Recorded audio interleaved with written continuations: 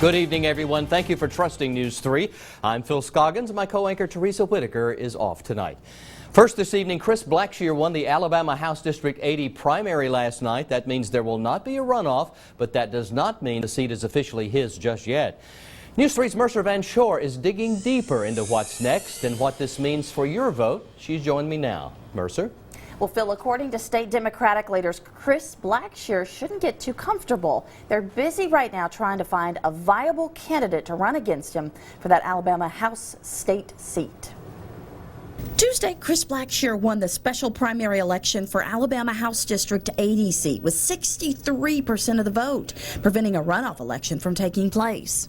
What we're going to have is the opportunity now to save some taxpayers' dollars and not really have two elections within one on the March 1st primary. Now everybody can focus on the other races that are going on now. While there was no Democrat on this ballot, state Democratic leaders still have a chance to win the race.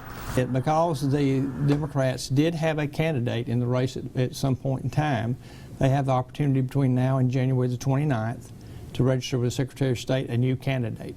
State Democratic leaders say they do plan to have a candidate run against Blackshear.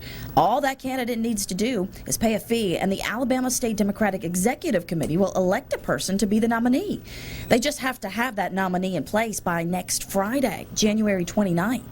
We're going to have to do that very quickly now. There is a provision that we can have a postcard ballot, and so that will speed things up. Democratic state leaders plan to meet with Lee and Russell County leaders early next week to discuss possible candidates. Then they expect to have open qualifying for a couple days.